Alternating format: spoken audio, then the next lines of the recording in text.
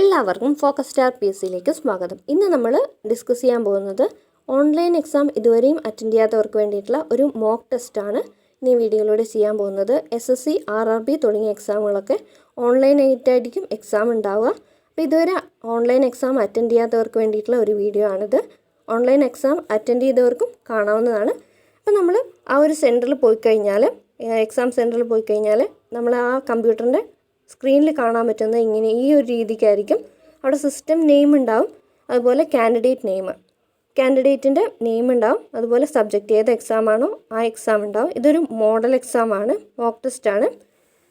അപ്പോൾ അതിൽ കറക്റ്റായിട്ട് ഉണ്ടാവും. പിന്നെ അതുപോലെ അടുത്തായിട്ട് നമുക്ക് അവിടെ ടൈം കറക്റ്റ് ആകുമ്പോൾ അവർ പറയും, ലോഗിൻ ചെയ്യാൻ വേണ്ടിയിട്ട് പറയും. അപ്പോൾ നമുക്കവിടെ യൂസർ ID പാസ്വേഡ് അത് നമ്മുടെ ഹോൾ ടിക്കറ്റിൽ ഉണ്ടാവും. അപ്പോൾ അത് കറക്റ്റ് അടിച്ചതിന് ശേഷം സൈൻ ഇൻ ചെയ്യാം. അതിനുശേഷം ഇവിടെ കുറച്ച് ഇൻസ്ട്രക്ഷൻസ് കാണാൻ പറ്റും. അത് നമുക്കൊന്ന് വായിച്ചു നോക്കാം.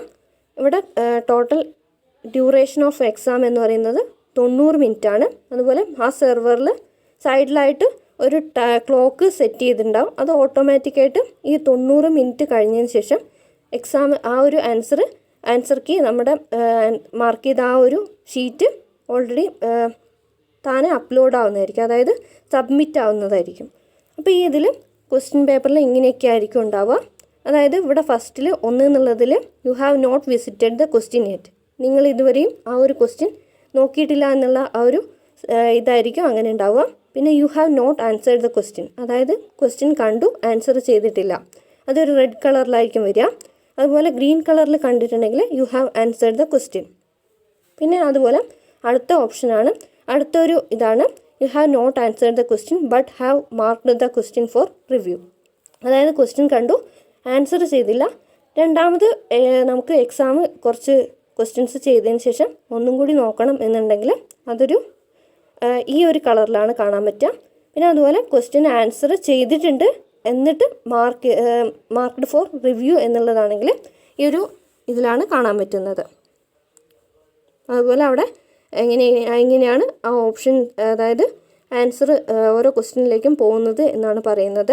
പിന്നെ അതുപോലെ നമ്മൾ ആൻസർ മാർക്ക് ചെയ്തതിന് ശേഷം സേവ് ആൻഡ് നെക്സ്റ്റ് അടിച്ചതിന് ശേഷം അടിച്ചാൽ മാത്രമേ നമ്മൾ ആ ആൻസർ അവിടെ സേവ് ആവുകയുള്ളൂ.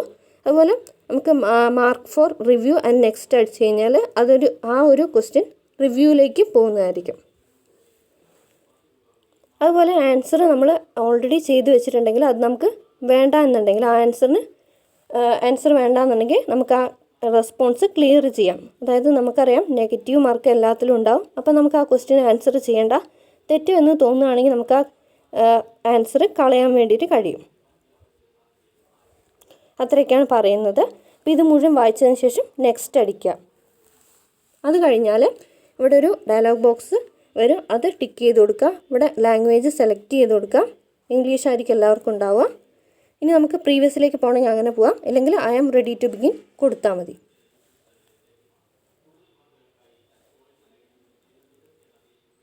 അപ്പോൾ ഇതവിടെ ക്വസ്റ്റ്യൻസൊക്കെ വന്നിട്ടുണ്ട്. ഇപ്പോൾ ഇതിൽ നമുക്കിപ്പം ഈ 1 എന്നുള്ള ഈ സൈഡിൽ കാണാൻ പറ്റും ടൈം അവിടെ പോകുന്നുണ്ട്. ഇപ്പം നമ്മൾ ഉദാഹരണത്തിന് ഈ 1 എന്നുള്ളത് നമ്മൾ വിസിറ്റ് ചെയ്തു, ആൻസർ ചെയ്തില്ല, രണ്ടാമത്തേലേക്ക് പോവുകയാണെന്ന് വെച്ചോ. അപ്പോൾ നമ്മളിത് കണ്ടു, ഇനിയിപ്പോൾ ഇത് ആൻസർ ചെയ്തിട്ട് സേവ് ആൻഡ് നെക്സ്റ്റ് അടിച്ചു കഴിഞ്ഞാൽ അവിടെ നമുക്ക് കാണാൻ പറ്റും. അവിടെ രണ്ടാമത്തെ ക്വസ്റ്റ്യൻ എന്ന് പറയുന്നത് പച്ച കളറിലാണ്, ഗ്രീൻ കളറിലാണ് കാണാൻ പറ്റുന്നത്.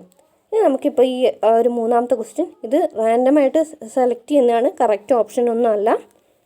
സെലക്ട് ചെയ്തു, അതിനുശേഷം മാർക്ക് ഫോർ റിവ്യൂ കൊടുത്തു കഴിഞ്ഞാൽ അവിടെ കളർ കാണാൻ പറ്റും. ആൻസറും ചെയ്തു, അതായത് ഈ മൂന്നാമത്തെ ക്വസ്റ്റ്യൻ ആൻസറും ചെയ്തിട്ടുണ്ട്, അതുപോലെ മാർക്ക് ഫോർ റിവ്യൂ കൊടുത്തിട്ടുണ്ട്. ഇനിയിപ്പോൾ നാലാമത്തെ ക്വസ്റ്റ്യനിൽ നമ്മൾ ആൻസർ ചെയ്യുന്നില്ല, mark four review and next കൊടുത്തു കഴിഞ്ഞാൽ നമുക്ക് കാണാൻ പറ്റും, അവിടെ ആ ഒരു കളർ കാണാൻ പറ്റും. അപ്പോൾ ഇവർ ഇൻസ്ട്രക്ഷൻസിൽ പറഞ്ഞിരിക്കുന്ന അതേ മോഡലാണ് വരുന്നത്.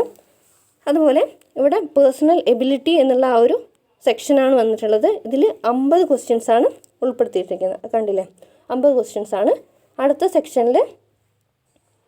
സെക്ഷനിലെ ക്വസ്റ്റ്യൻ പേപ്പർ നമുക്ക് എടുക്കാൻ പറ്റും. അതിലും 50 ക്വസ്റ്റ്യൻസാണുള്ളത്.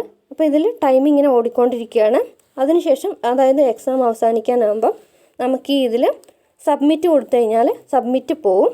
ഇനിയിപ്പോൾ നമുക്ക് ഒരു ക്വസ്റ്റ്യനിൽ ആൻസർ ക്ലിയർ ചെയ്യണം എന്നുണ്ടെങ്കിൽ എങ്ങനെയാണ് വരിക എന്ന് നോക്കാം. അപ്പോൾ ഇതിൽ രണ്ടാമത്തേൽ ഞാനിപ്പോൾ ക്ലിയർ റെസ്പോൺസ് കൊടുത്തു. അപ്പോൾ അതവിടെ 2 റെഡ് കളറായി. അതായത് ആ ക്വസ്റ്റ്യൻ വിസിറ്റ് ചെയ്തു, ആൻസർ ചെയ്തില്ല എന്നുള്ളതായി. അതായത് ഇപ്പം വേറൊരു എക്സാമ്പിൾ നോക്കാം. ഇപ്പോൾ 6ാമത്തെ ക്വസ്റ്റ്യൻ എടുത്തു. അതിലിപ്പം ബി അടിച്ചു, സേവ് നെക്സ്റ്റ് കൊടുത്തു. ഇനിയിപ്പോൾ നമുക്ക് ആ ബി അല്ല എ ആണ് എന്നുണ്ടെങ്കിൽ എ ക്ലിക്ക് ചെയ്യുക. അതിനുശേഷം സേവ് നെക്സ്റ്റ് കൊടുത്തു കഴിഞ്ഞാൽ അവിടെ ഓപ്ഷൻ എ തന്നെ ആയിട്ട് ആൻസർ മാർക്ക് ചെയ്തിട്ടുണ്ട്. അപ്പോൾ ഇത്രയാണ്. അപ്പോൾ ഇത് 90 മിനിറ്റ് കഴിഞ്ഞതിന് ശേഷം മാത്രമേ ഈ ഒരു സബ്മിറ്റ് ഓപ്ഷൻ എനേബിൾ ആവുകയുള്ളൂ. അതായത് ഏകദേശം ഒരു 5 മിനിറ്റ് മുന്നേയൊക്കെ എനേബിൾ ആവുകയായിരിക്കും എന്ന് വിചാരിക്കുന്നു. അപ്പോൾ ഇങ്ങനെയാണ് ഒരു ഓൺലൈൻ എക്സാം ഉണ്ടാവുക. ഇപ്പം നിങ്ങൾക്ക് ഈ വീഡിയോ ഉപകാരപ്രദമായെന്ന് വിചാരിക്കുന്നു. കൂടുതൽ വീഡിയോ ക്ലാസ്സുകൾക്കായിട്ട് ചാനൽ സബ്സ്ക്രൈബ് ചെയ്യുക. തൊട്ടടുത്തുള്ള ബെല്ലൈക്കൺ കൂടി എനേബിൾ ചെയ്യാം. വീഡിയോ ഇഷ്ടമായാൽ ലൈക്ക് ചെയ്യുക, മറ്റുള്ളവർക്കായിട്ട് ഷെയർ ചെയ്യുക, നിങ്ങളുടെ അഭിപ്രായങ്ങൾ കമൻറ്റ് ചെയ്യുക. Thank you. Have A nice day.